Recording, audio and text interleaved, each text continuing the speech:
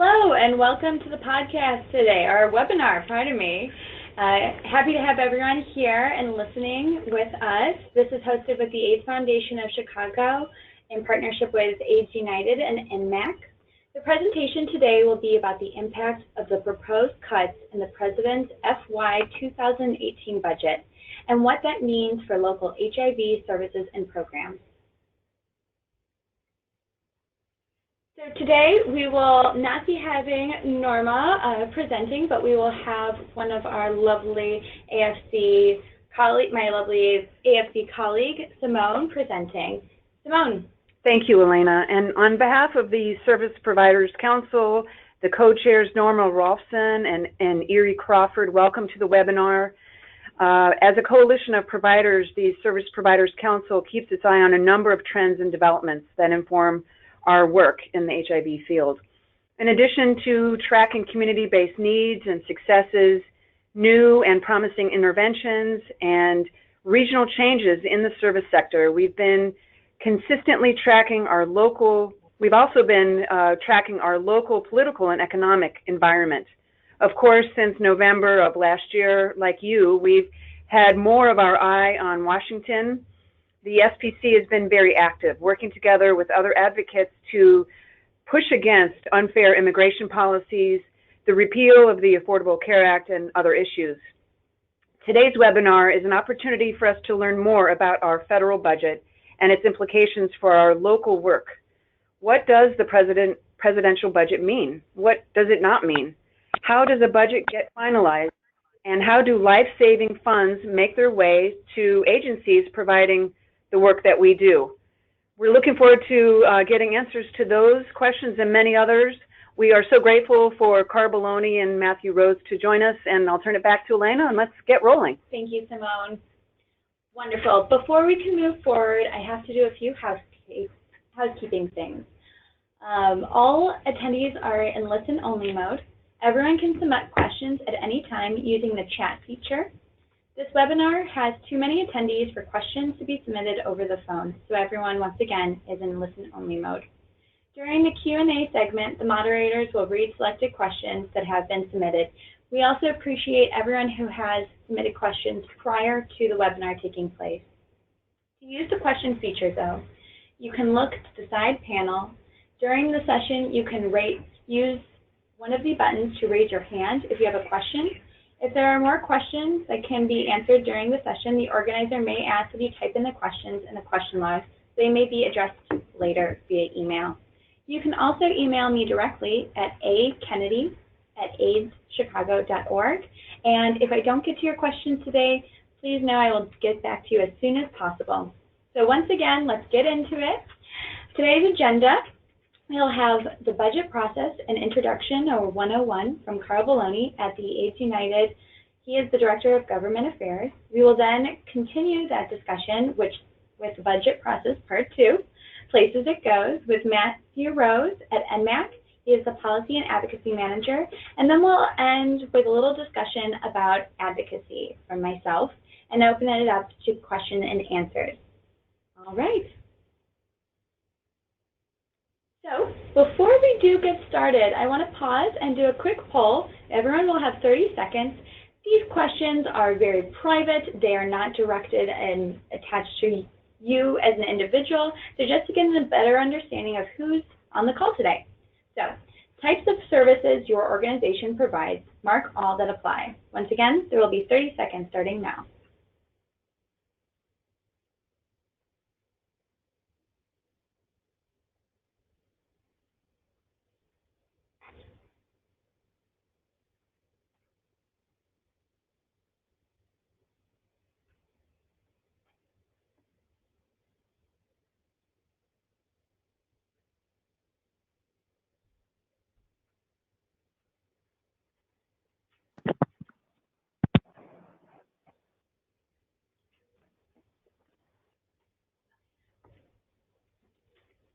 Wonderful. So it looks like we have quite a mixed bag. Typically, it looks like they're HIV prevention, but there's a lot of people from medical care, housing, behavioral health as well, and other support services such as legal. So welcome, everyone, and we're so happy to have you. All right, we have one last question. Roughly what portion of your organization's budget is funded by federal dollars? Once again, there will be 30 seconds, and the answers and responses are not tied to you as an individual. Starting now, please answer. Thank you.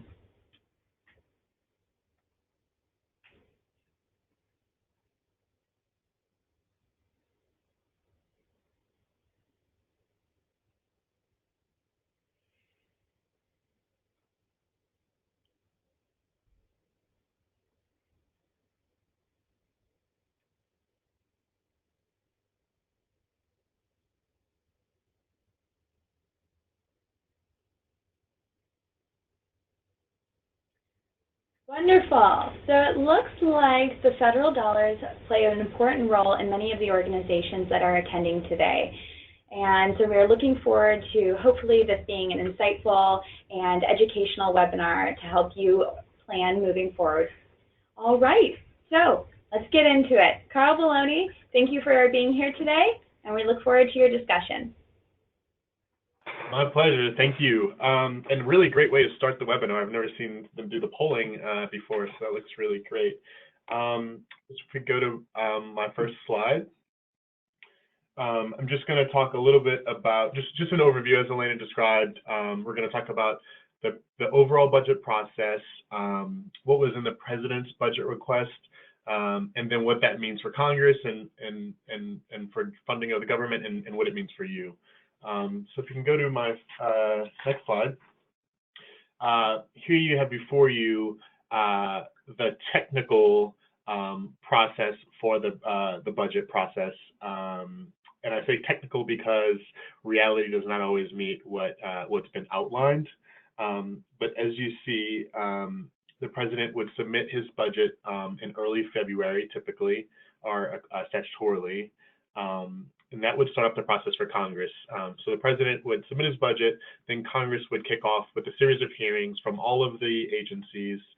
So for our part, we would be paying attention to the Labor, Health, and Human Services Committee's hearing, the Energy and Commerce Committee's hearings, and Transportation, Housing, Urban Development hearings on some of the housing issues that affect HIV. After that process, we would expect the budget resolution in April, mid-April, followed by appropriations bills. Each committee, after the information that they've gathered in the hearings that go over the course of several weeks, would then have what are known as markups. So they would mark up their funding recommendations for all 12 appropriations bills under the top line allocations, known as 302B allocations, that came out of the budget resolution. If they do not complete their job, and this is what's been typical of the past several years, if they don't complete their job on time, being September 30th before the new fiscal year starts, they would have a continuing resolution to fund the government until they can settle upon a final appropriation. So this chart you see, you'll be able to refer back to in time, just outlines that entire process. And I'll note that the president's request kicks it off, but it is not binding by law. So if you go to the next slide, we can take a look at what happened, what came out of the president's budget most recently. The president released first what was called a skinny budget because he wasn't ready for a full budget, and that's very typical of the first budget of a new president, to release a pared down version to illustrate his top line priorities. In his skinny budget, he made significant cuts that we were all expecting based on the rhetoric in the media and what he was putting out via tweets. He made, as you see, giant cuts to the EPA, on foreign spending at USAID, and agriculture, labor, health and human services, basically across the non-defense discretionary pot. He called for drastic cuts. However, what was really interesting in the skinny budget, he lauded the importance of the Ryan White program, despite following it with significant budget cuts to HIV priorities. And really the response to the president's budget was that it would hamper the U.S. response to HIV and STDs and generally stall domestic programs across the country, all the while claiming to make investments in the very areas that he cut. Next slide. One principle that we've lived by for the past several years, we've been in a time of austerity where we were either seeing level funding or small across-the-board cuts under the sequester to our various priorities, but Republicans and Democrats have lived under a compromise known as parity. So any spending in defense spending had to be equal for non-defense discretionary spending, and that's where all of our money lies. The labor, health, and human services money that I mentioned, the transportation, housing, urban development money that I mentioned. So Trump's budget would actually break that parity agreement between defense and non-defense discretionary, and you would see a dramatic increase of defense spending on the back of the non-defense discretionary programs. And those programs are programs that really benefit the low income and, specifically people living with HIV are disproportionately affected by the cuts that he proposed. So if we can look at the next slide, we can kind of dig into some of the specific HIV programs that the president would cut. So the president proposed to cut CDC's HIV prevention programs by $149 million, or about 19%.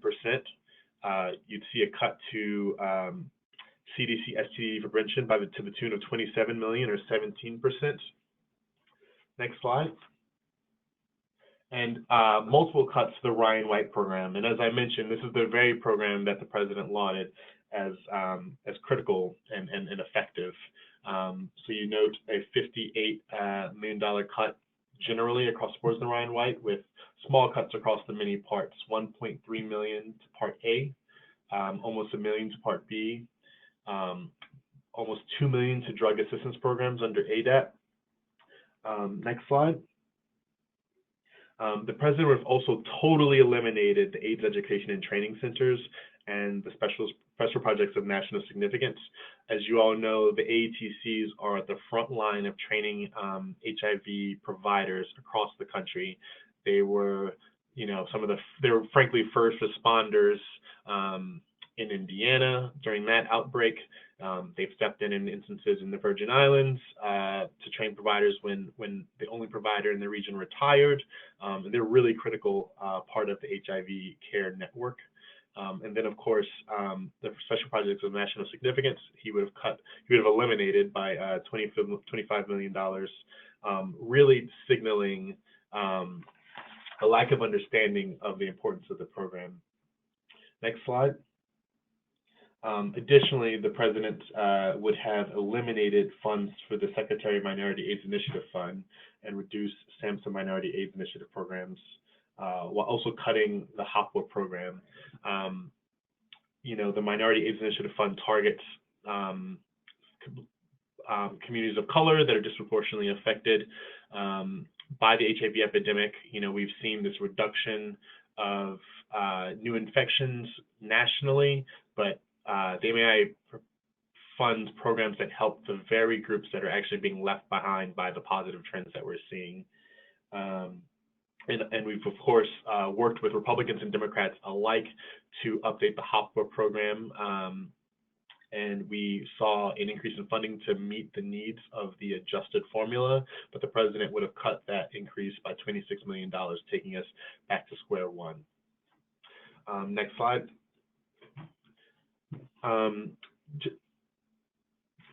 Just to, sorry, the screen looked a little different. Just to further illustrate the impact, give additional context for HIV, the president would have cut safety nets dramatically. As you see, the president's budget aims to cut $610 billion from the Medicaid program, and as you all likely know, the Medicaid program serves over 40% of people living with HIV are currently on Medicaid, so this would have been devastating. Next slide. And then we have partners that we all work with that are related that would have been impacted by the president's budget. You see significant cuts to the SNAP program, supplemental nutrition assistance. to temporary assistance for needy families, and to low-income energy assistance programs. The reason I show these cuts is because, as I mentioned before, the president's budget is a written description of his priorities, and it paints a really frightening picture of where the president's priorities stand. The good news is, next slide. The good news is the American people oppose the Trump budget largely. You see some stats: 29% of people strongly oppose it. Conversely, only 11% strongly support the president's budget.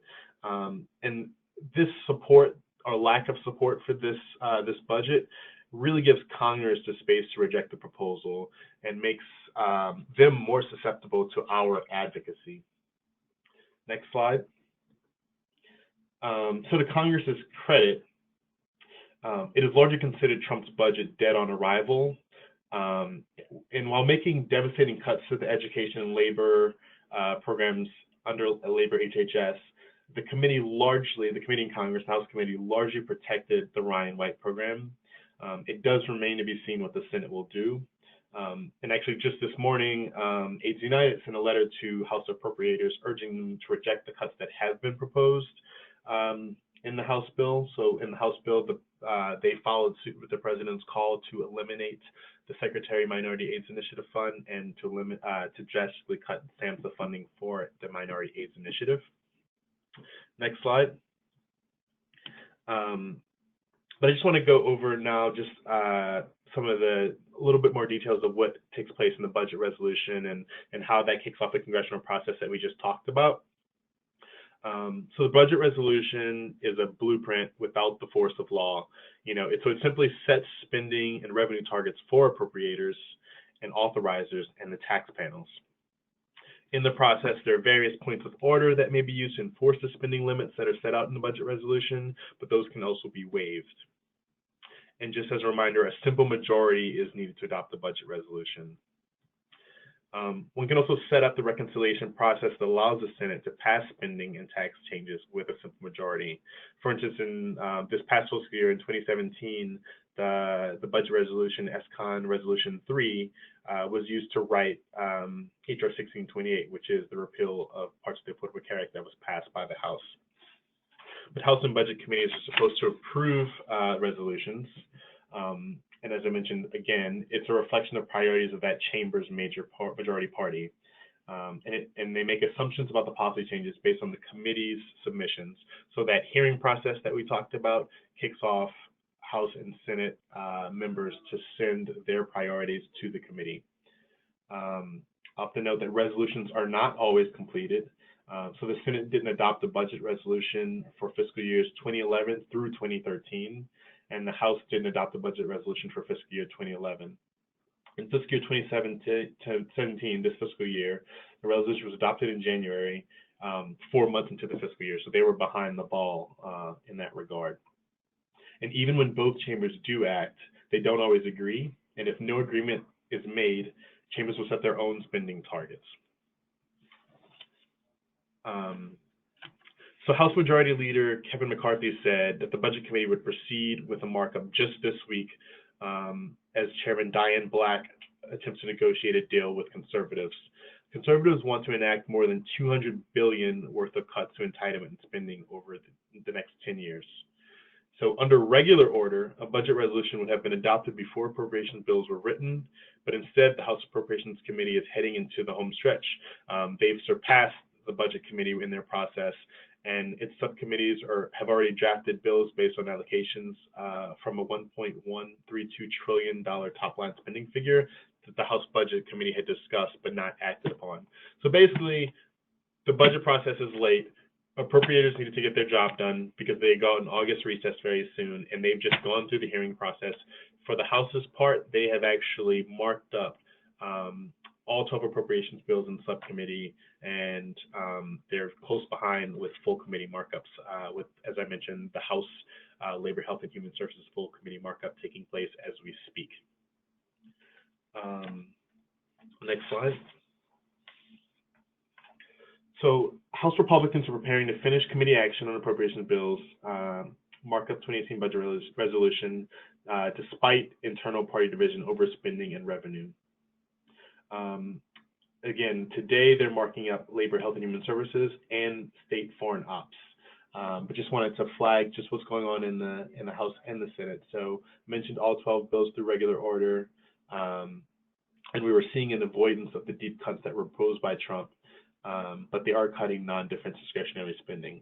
For the Senate's part, hearings have been held, but there's still many more to take place, though the Senate has postponed temporarily its August recess by 2 weeks.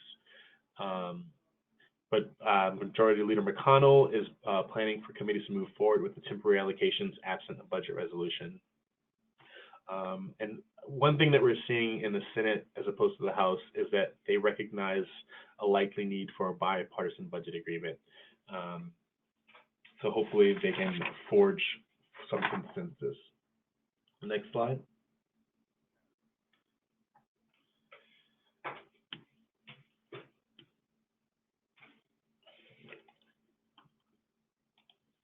Oh, I'm sorry, I just lost my screen. Give me one moment. In order to move forward, members in the House and Senate are going to have to find a budget agreement that provides sequester relief that's balanced and responsible, and one that doesn't call for deep cuts to entitlement spending. Even the president during the election claimed that he would not cut entitlement significantly, and they have a few courses of action that they can take. They can try to do, under the current course, a budget resolution that dramatically cuts non-defense discretionary spending.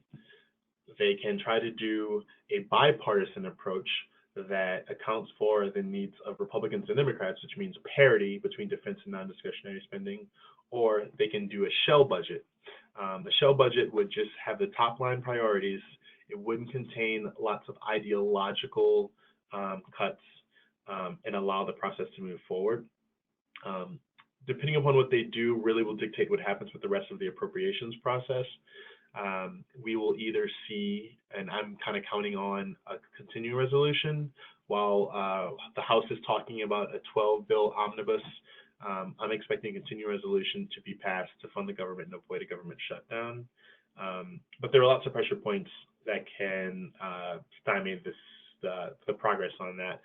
We're approaching our borrowing limit, the debt ceiling, and that'll give Democrats the ability to have more influence on the process, or Republicans who are looking at November elections, or midterm elections, to shut down the government. For our part, we need increased funding for domestic HIV programs and increased funding for STD prevention, and your advocacy is key. They're at a point in this budget and appropriations process where they're really susceptible to information from on the ground. You know, we're here in DC and we meet with them every day, but as advocates in the local communities, your accounts are what actually matter. They really want local statistics and experiences and impacts of funds, and they count on you for that. Next slide. So the approaching August recess is a prime opportunity for you to hold members accountable. When they're back in their districts, they're particularly vulnerable to advocacy. I think you all saw recently, as they have failed attempts to repeal and replace the Affordable Care Act or simply repeal the Affordable Care Act, they're afraid of going home to town halls and hearing what their constituents have to say. And you have the power to make them afraid and to make them respond accordingly. You know, Congress has to set itself apart from the White House, Republicans in Congress, because the Trump administration has not articulated a policy on HIV. On the one hand, he has lauded the success of the Runaway program while proposing cuts. You know, the National AIDS Policy Department, it's been completely radio silence. They have not articulated a new set of priorities that match what the president wants to see happen and that match the investments that Congress are making. And it just leaves people with the idea that Trump doesn't care about HIV. As I mentioned, Scott Schott is here. You see below a member of the President's Advisory Council on HIV/AIDS. You saw last month a mass withdrawal from the Pacha Committee. Those kind of actions have impact, and your voices have impact. So make sure that they're heard. Thank you. Carl, that was absolutely fantastic. Thank you so much for your discussion and presentation. We do have a few questions, though, if you don't mind staying on to answer those. Yeah, so to break it down even further and to go into more of a 101, can you explain what a markup is? Yes, I'm so sorry. No worries. Yes. So basically, I mentioned that the budget process, the budget coming from the president kicks off Congress. Congress has hearings, so Congress would bring together the heads of all of the agencies to share their priorities for their agencies. From those priorities and from the top line numbers released in the budget, if they were actually following regular order and passing a budget before appropriations begin, the appropriations committees would have what are called markups. And markups are a review of the proposed bill and funding numbers that are released. They vote on various amendments to include in that bill, and they would pass to the full committee. So we had a subcommittee markup that included the cuts to SAMHSA and the Minority AIDS Initiative Fund. Those were approved, and now today there's a full committee markup. It's basically just a review of a bill and a vote in committee of the funding bill. So today's markup, they'll approve the bill for floor consideration. In the markup today, Congresswoman Barbara Lee from California, who is actually the chair of the Congressional HIV/AIDS Caucus, will be introducing an amendment to restore the funding to the Secretary's Minority AIDS Initiative Fund and to SAMHSA and other various programs that affect minorities.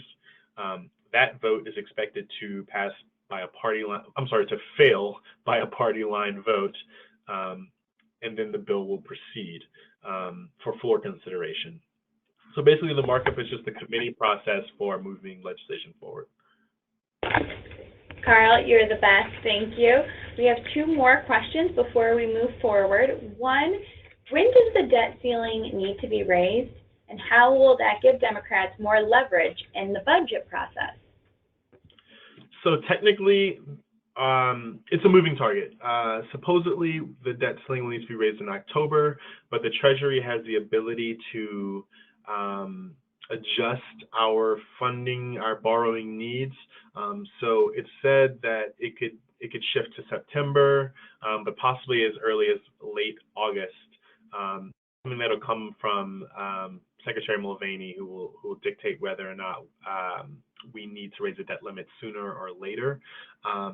They can't raise the debt limit without Democratic votes, and that's what gives us greater bargaining power in the entire process. Awesome. All right. So thank you so much again, Carl. Moving forward, we have one quick poll question before our next presenter, Matthew Rose, comes on. As we are continuing to become experts in the budget process and DC insiders, I have one question. How comfortable are you with your knowledge about the federal budget? Once again, this is not tied to you as an individual, and you'll be given 30 seconds at most to answer the question.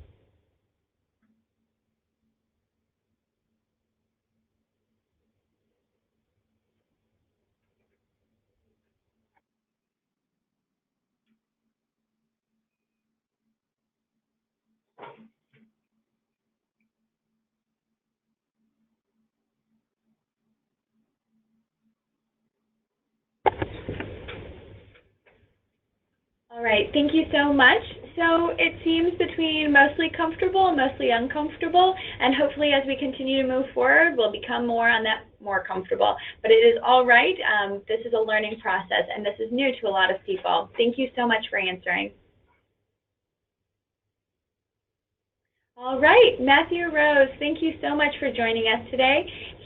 You'll be presenting Budget Process Part 2 and Places It Goes. So take it away.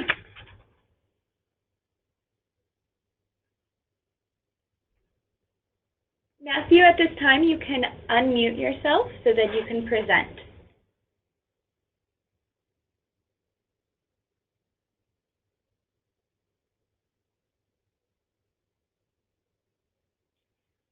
apologize for the technical difficulty. Please hold on for one moment as we make some adjustments on our end. Thank you.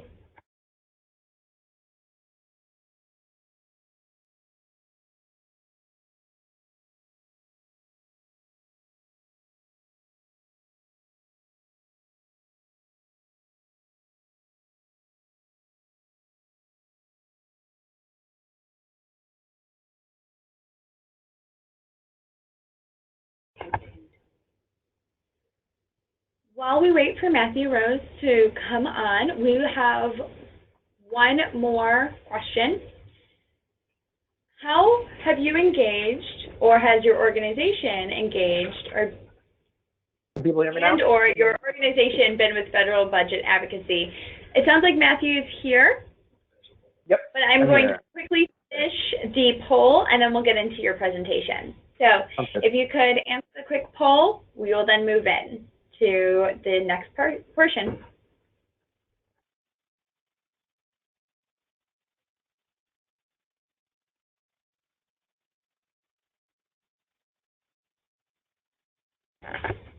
All right, very active. I am so proud of everyone who's on, and somewhat active as well as the second one. That's great to hear that you are all being engaged, whether personally or through your organization. Moving forward and right along, we've got Matthew Rose now on the call, so please take it away. Thank you.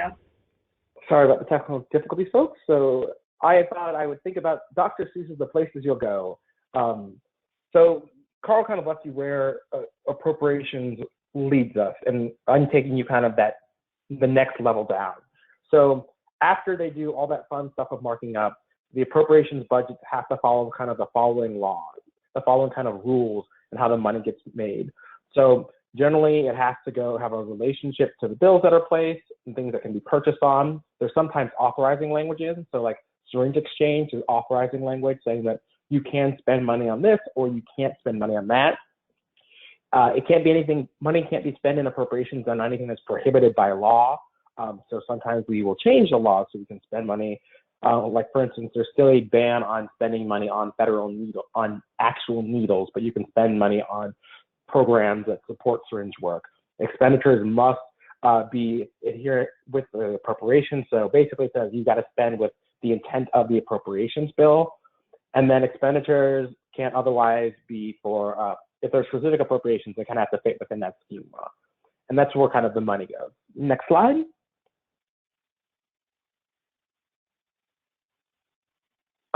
So HIV money kind of gets classified into three kind of general buckets with our appropriations funds. There are several kind of ways it can go. The ways we usually see it is either an annual expenditure, so money that's appropriated for a single year to pay for something that happens this year, or to pay for something that's guaranteed for funding for multiple years.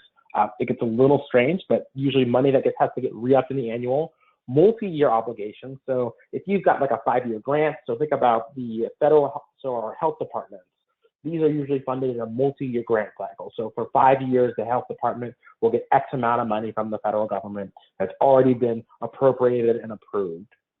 And then things that there's no year, so just money given to usually specific projects that aren't tied to a specific calendar amount. Say we give money to have this specific project done. A lot of the money from the stimulus bill was kind of built like this, you know, build this X road, restore X bridge, that sort of thing. Next slide. We usually see these in either a procurement contract, is probably what you'll have seen for our agreements that we see. Federal grants or responses to RFAs or RFPs, so ways of transferring money and things of value to particular agencies, or cooperative agreements. So say you agree to do this level of training for these level of departments, so like CEBA providers, so capacity building. It's a cooperative agreement that says we agree to pay you to provide X service for this purpose that falls within. And these are the kind of main buckets that our money generally flows into on the state level. Next slide. So once all of that is figured out, we start figuring out how do we execute how this money goes out. And so it ends up being diced up in a couple ways. Usually money has to be spent within the fiscal year. So money is appropriated to start on October 1st, and then money is ready to go out on October 1st to meet those various either contracts or agreements, or in some ways to announce that those funding opportunities are available. So if you've gotten money, say in November, you see an RFP in November, that's usually money that's funded in October. Same thing for those ones in December and throughout the year. Now, also, we know that this doesn't always happen this way. As Carl mentioned, not everything happens in what we call regular order. And so sometimes there's a continuing resolution, which basically says, we agree to fund the government at the last fund level that the government was funded at. And so who cares about things like inflation or changes in programs? We're going to give you the same amount of money for a proportionate period of time based on what we last funded you at. So for us right now in the HIV community, it's actually pretty decent because we got a pretty good mark in the 17 omnibus bill. However, it's not always great. The OMB is the people who kind of figure out how much money you're going to get off that CR depending on how long the CR will last. So for instance, last December, we passed a CR that would fund the government through April. Then we passed another CR that funded us through the end of May. And then the end of May, at the beginning of May, we passed the bill and just went to that bill. And it's highly likely that we'll see another CR because the Senate just is woefully behind the House in getting bills passed. And so we'll get funded on levels again to what we got funded on in 17, taking us through what they're saying the end of December. Next slide. In a CR, money can only be spent, can't be spent on any new projects. It can only be spent on things that have already been authorized and appropriated for. So if there's a new crisis that comes, like the opioid epidemic, and you need new money for that, Congress has to find another way of spending for that because it wasn't appropriated before. And it also means that it's kind of inflexible in what you can spend things on. If you found something new in your programming, they can't spend on anything, on those new projects that would be innovative because there wasn't an appropriation for those issues. You can fund things that were done by grants that have happened before. You can fund new grantees. You can hire, and you can, I put this little thing called transfer authority. The head of agencies can transfer certain percentage of money by asking OMB to move money around within their accounts. And this allows them to cover shortfalls that are unexpected during the CR period. Next slide. However, all that is to say is that if the president's cuts were acted upon, and even in a CR where we can lose money, cuts hurt. And some of the real tangible ways that we lose money on the state level is cuts to local health departments at the state and local level. So I believe Chicago itself is a direct funded city, but as well as the money that the Illinois Department of Public Health gets could get cut. It gives future tests can be performed. We already see in states like Mississippi where they balance it in an attempt to balance their budget. They have announced that they're going to start charging for HIV tests. And we know that that can be a real problem for our communities when you go from free testing to $25 a test. Partner notification and kind of disease intervention specialists that really help track epidemics are on the chopping block of what gets cut. So we're talking lots of jobs and employment. And then just the additional new cases of HIV and the lifetime cost of treatment. So estimates start at saying it'd be increased about at least 125 million, but it could get a whole lot larger. If you look at, say, for instance, the 18% decrease that we've had in the last 8 years, if that gets undone, we're looking at billions of dollars in cost to the healthcare system by new cases of HIV, simply because we haven't been able to prevent new infections. Next slide.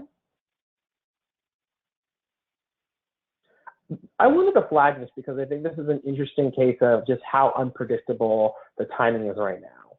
So normally with grants and projects, there's a specific funding window and you get funding to do, say, work within a particular window. However, that doesn't always stay the same. And we saw this with the Teen Pregnancy Prevention Program, where the Trump administration cut a 5-year grant down to a 3-year grant without really announcing it to anybody. This means that these individuals are now 2 years short on their grant funding to a very important program that's in about 30 different states. And it is highly unprecedented move that we've never seen before, and people are watching this for what it could mean to other programs that the administration does not have a lot of faith in. Now, luckily for us, Ryan White program is lauded by the administration, but CDC prevention funding does not always carry the same level of protection. Next slide. So this is just talking a little about what Carl was saying. We like to remind people that everyone who believes in HIV funding has to believe in better sequester numbers and a better budget deal. So this just shows you the parity over time of how the House has kind of abandoned what we've normally done. So if you look at the bars, between defense and non-defense, we've been pretty even. But in this year's funding bill, the House has increased defense spending by $72 billion, but cut non-defense spending by $5 billion. Now, it's highly recognized that this probably will not get passed in the Senate because they don't believe in breaking parity. This also breaks the Budget Control Act, which is currently the law of the land when it comes to the budget, and would need a budget deal to overcome. But it is showing you just how partisan times have gotten and where we're sitting at in this current kind of budget crisis, at least, and budget negotiation process, at least on the House side. Next slide.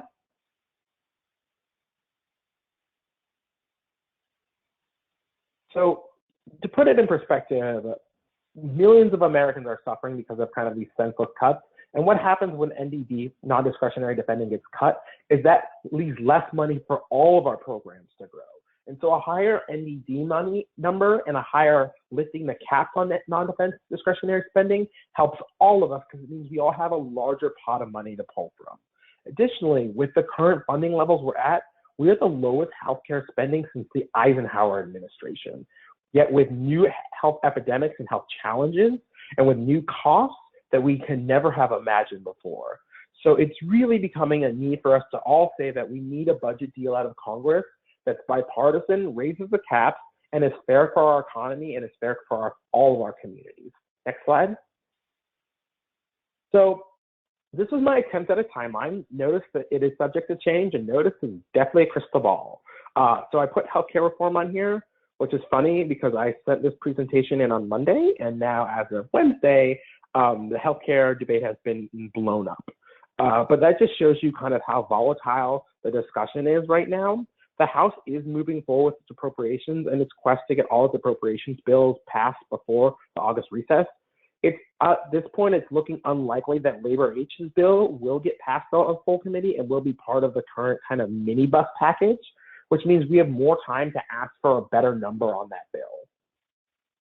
In the fall, I would be remiss if I didn't bring up HIV Action Day. So if you're coming to USDA this year, please think about participating in HIV Action Day. It is the day, it's on September 6th, the day before the official start of USDA. We'll be on the Hill meeting with offices, getting them to support Action Day. I put a CR in here because we're going to have to deal with the fact that with the way the Senate is moving and the way the House is moving and the way the House numbers look, that is highly unlikely that we will have a budget deal by the end of September, or the September 30th, when the federal government will run out of money. So we have to move that, we'll have to kind of kick the can on that as we've done for the past several years. The current discussion is kicking the can to December, which gives us more time to talk about our numbers and talking about why the importance of our programs and what these cuts and any cuts really mean to our communities. The debt ceiling debate, Carl talked about this a bit, and I think he did a great job, but we will not be able to rate, without raising the debt ceiling and defaulting on our debt, we could send our economy into a free fall, which would hurt all of our programs. And in raising the debt, there's going to have to be a deal because you need Senate Democrats to be on board, and it's going to have a debate, but we should also watch out for any sort of attacks or poison pill riders. We need a clean debt ceiling that's not going to restrict funding to any of the communities we work with. I put CHIP on here because it's a vehicle that people have thought about attaching riders to. It's a must pass because you have to give, well, most people think it's a good idea to give healthcare to children. I believe that is true. And there are a number of other people who believe that is true as well. But it also means it's a vehicle where people can attach riders to limit what we can have. Remember, we just got a federal ban on needle exchange lifted, and it's only a partial lift of the ban. Remember, you can't buy needles, although those are the cheapest things. But in the middle of an opioid crisis, everything we have every option we have is important, especially when there are 200 counties that have been identified by the CDC that could be at risk for another opioid or another HIV outbreak. Taxes, because the tax debate is largely going to also have an entitlement discussion probably attached to it, much like we've already seen. And the White House has suggested that they want to do taxes next, and the Republicans have suggested that they want to do taxes next. And all of these discussions are really important because in that debate, they could try to come out of healthcare to save money by changing entitlements. And then in the winter, I put the continuing resolution because I think we're going to get there and we're going to have that budget debate then. And they're also going to want to pass a budget most likely before they head into campaign season because they're going to want to limit the amount of difficult votes that prop up for them. And finally, what I didn't include is a discussion on infrastructure. And I just want to flag to the HIV community that infrastructure bills are really important for us because it's a chance to get things like housing built. And we can talk about structural interventions in infrastructure. But with that, I see the rest of my time for questions. Thank you so much, Matthew. That was so thorough and so educational. I greatly appreciate it. At this time, we don't have any questions, so we're going to move along. I want to expand a little bit further what you just said. It is important that we all are involved in this next fight, encourage our members on bipartisan deal that raises spending caps. So I'm going to talk about advocacy and how we can all be a part of that fight. Many HIV organizations and advocates, including the AIDS United, NMAC, and AFC, all on the webinar today, were shocked by the President's fiscal year 2018 budget request. It threatened to roll back the progress in the fight against the domestic HIV epidemic, which we've heard a lot about today. Now more than ever, we must maintain and strengthen our progress towards our national goals and priorities of reducing new HIV infections, increase access to care and improving health outcomes for people living with HIV, and reduce HIV-related health disparities. So, to all of you on the webinar, thank you for taking an important step today and learning about the appropriation process and engaging with us today on the webinar. If you want to continue fighting with us and other advocates to urge Congress to reject the proposed cuts in the President's budget request and support funding Medicaid, HIV programs, STD prevention, and HIV research, listen up, friends, because we're going to talk about advocacy. So, what is advocacy? I know a lot of people think it can be a dirty word or are afraid to get involved in the first place, but advocacy is defined as public support for or recommendation of a particular cause or policy. And you can do this with speaking as elected officials, and representatives, senators, to make laws and policies that support our community. Our elected officials have the power to make those changes, and we want them to speak truth to power. So we're going to talk about a few ways that you can become an advocate and how to have your voices heard. So one way, obviously, is to vote. What's an important thing that we've noticed through this election is that your voice matters, and if we aren't participating, then we will have outcomes like we did in this most recent election. However, moving forward, one of an important way is to write an email, a letter, or postcard.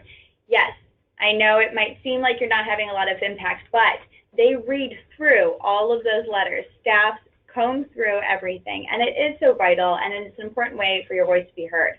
So you can write to your senator by writing the honorable and insert their name, and all of the data and information is here. We will also be giving out these slides at the end, so if you want to reference these back at the end, you may. Another great way is to call. I know it's become a cliche over the years to make a quick call to your senator or representative, but it is such an impactful and important way to get a hold of them and talk to someone. They mark every time you call and what you discuss about. So if it's about healthcare or if it's about the budget, they make a note of all of that. You can see the number attached here at 202-224-3121. Save that in your phone. I know all of you have your phones on you attached to your hip. I know I certainly do. You save it in your phone every day you go to work or after the day at work. You can make sure to give them a call. You can also use our hotline, the HIV hotline, at 866-246-9371. Once again, that is 866-246-9371. 9371. That's the HIV hotline. Another way you can advocate is to meet them in person. Having those face-to-face and interpersonal communications are the greatest impact. It puts a face, a person, to the issue that you're discussing. And you can invite them, if you are an organization out in the community, to have your elected official visit your organization or program. They do a lot of these different visits. Now, meeting with an elected official and advocating on either behalf of yourself or an organization can seem scary, it can seem daunting, but we at AFC will work with you or your organization to talk about and maximize the work that you are doing. We will train you on how to advocate and have them get involved. We will also help you set up meetings with the representative and provide resources and help coordinate all of the things. So we will empower you, the advocate. So please contact me at akennedy@aidschicago.org. Looking forward to talking with all of you further. Now, I've got a quick poll question. So, of the advocacy strategies discussed today, which are you most likely to do or engage in? I'll give you all, again, 30 seconds to answer this question. And once again, it is anonymous, so feel free to answer honestly.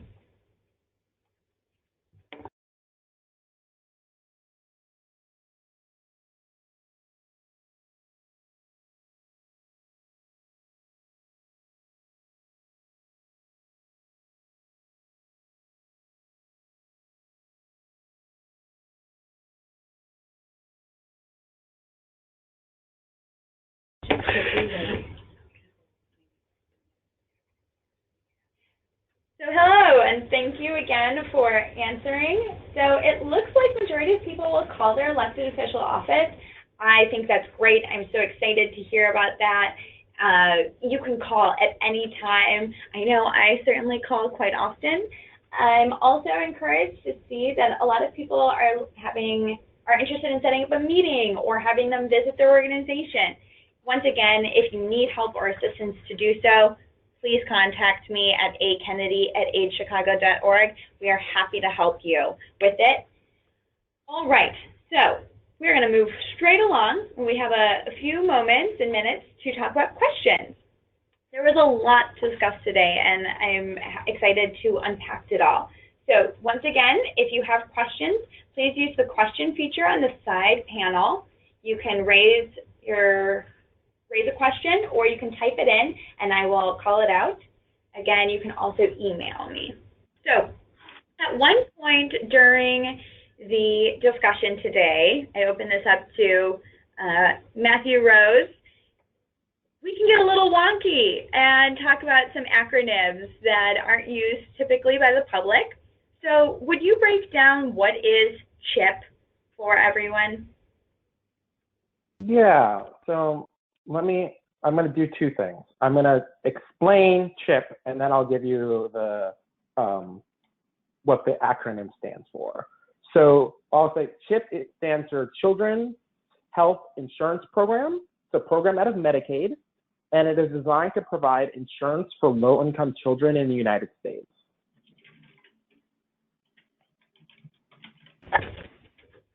Perfect. So then to open it up to either one of you, besides cuts in dollar amounts, what priorities and strategies does the Trump budget reflect? I know there was something specifically called out about Ryan White in the budget. Could you maybe explain that a little bit further? Sure. Carl, do you want to start, or do you want me to take it? I mean, I think the biggest challenge with the Trump budget is their desire for such a dramatic increase. It's 54, I want to say 54 billion, Matthew, in defense spending, and no increases, very insignificant revenue increases. So that leaves such a small pot of money for the non-defense discretionary side of the funding. So there's mandatory funding and there's discretionary funding, and all of the funding that supports the communities that we work for, that we advocate for, are within the discretionary pot of funding.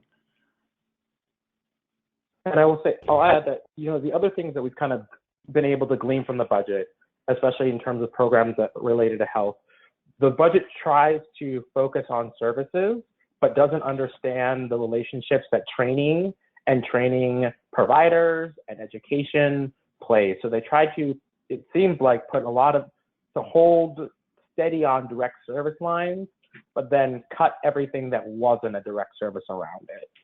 We see it in the HIV budget, we see it some other places, and then there's some ideological things they just kind of don't believe in. So like they cut money for teen pregnancy prevention and adolescent health, but increase money for abstinence till marriage. Yeah, that's a really astute point. I think the cuts to the Secretary of Minorities Initiative Fund is an attempt to stop what they call duplicative and wasteful spending, because they think that other programs do that work. But I tried to make the point during my presentation that we've seen these dramatic decreases from 50,000 to 37,000 new infections, but minority communities are being left behind. So the argument that something that targets communities of color are duplicative is patently false. These communities need specialized targeting to increase their health. Thank you, both of you. We also have another question rolling in right now. Said, what are the recommendations for quote-unquote Easter eggs? That is hiding or holding on to any budgetary information to support HIV services. This is specifically in regard to keeping safe the HIV items that may come under attack, like PrEP, condoms, or other things. So one of the benefits we are seeing of an administration that is not that familiar with government is that thus far they haven't come down at some of our other programs. We've started reframing things as looking at program effectiveness and less talking about specific things. And that has been helpful. We will still see kind of where they come down on what the administration will do. Congress didn't cut anything from CDC for the most part. So they're somewhat supportive of the new programming that's gone towards new interventions like PrEP and TASP. There was a lot of money cut in the president's budget, but in the budget justification language, it was very supportive of new innovations. So it's just kind of hard to figure out right now. Carl might have more. I actually had a hard time hearing the question. Oh, no worries. I think that was actually, Matthew, a very thorough answer, and we really appreciate it. So we have two very quick questions left. We keep having a discussion of what are norms, what are laws, what is common.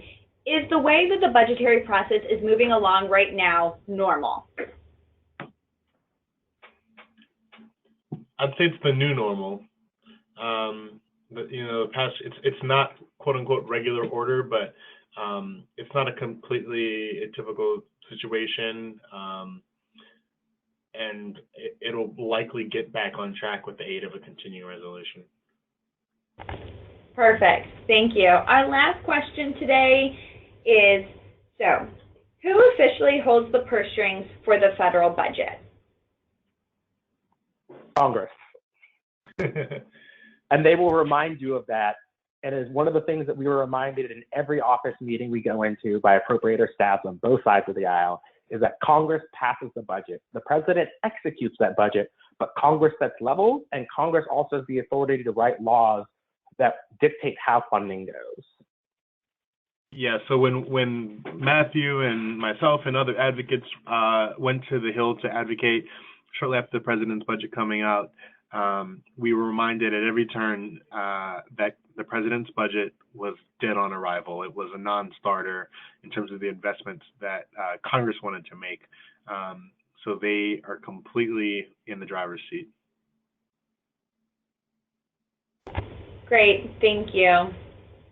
And to everyone who is on the phone, I just want to say thank you so much for engaging in this webinar and all of the work that you continue to do. please get involved in advocacy. Once again, I want to end this conversation today by saying how important it is to call your senator and call your representative. And I want to give the phone number once more for the HIV hotline. Please call 866-246-9371. You have seen how advocacy has been such an important tool in making sure that healthcare hasn't been taken away for the most vulnerable citizens and a lot of the people that we serve. So your advocacy is so vital and so important as we continue to move forward with this debate with healthcare and as we move forward with the budget. So once again, thank you to Carl and Matthew for being on the call today and to everyone who participated. Once again, have a great